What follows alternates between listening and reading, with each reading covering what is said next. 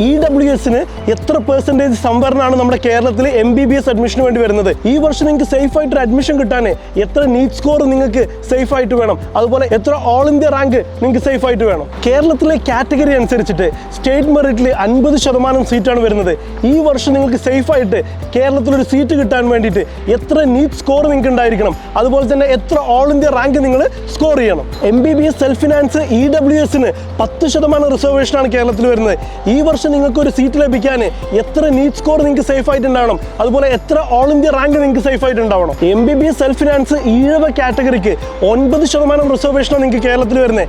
ഏതെല്ലാം കോളേജിലാണ് നിങ്ങൾക്ക് റിസർവേഷൻ ഉള്ളത്, അതുപോലെ തന്നെ ഈ വർഷം നിങ്ങൾക്ക് സേഫ് ആയിട്ട് ഒരു അഡ്മിഷൻ കിട്ടണമെന്നുണ്ടെങ്കിൽ എത്ര നീറ്റ് സ്കോർ ആവശ്യമാണ്, അതുപോലെ എത്ര ഓൾ ഇന്ത്യ റാങ്ക് നിങ്ങൾക്ക് ആവശ്യമാണ്. ഇതുപോലെ നിങ്ങൾ കേരളത്തിൽ ഒരു NRI MBBS സീറ്റ്, അല്ലെങ്കിൽ ഒരു സെൽഫ് ഫിനാൻസിങ് MBBS സീറ്റ്, അല്ലെങ്കിലോ NRI ലാപ്സ്ഡ് സീറ്റ്, അല്ലെങ്കിൽ NRI കൺവേർട്ടഡ് സീറ്റ്, ഇങ്ങനെയുള്ള സീറ്റുകൾ നിങ്ങൾ നോക്കുന്നുണ്ടെങ്കിൽ click on this link to register. ഇതിൻ്റെ സ്റ്റെപ്പ് ബൈ സ്റ്റെപ്പ് പ്രൊസീജിയറിന് ഞാൻ നിങ്ങളെ ഹെൽപ്പ് ചെയ്യാം. നിങ്ങൾ കോളേജിൽ എത്തുന്നത് വരെ myself Salahuddin Pirali, a mechanical engineer turned career discovery coach. കഴിഞ്ഞ 12 വർഷമായിട്ട് MBBS MD MS പോലുള്ള കോഴ്സുകൾക്ക് ഇന്ത്യയിലും വിദേശത്തും ഗൈഡൻസും അഡ്മിഷനും പ്രൊവൈഡ് ചെയ്യുന്നതാണ്. Thank you very much for watching.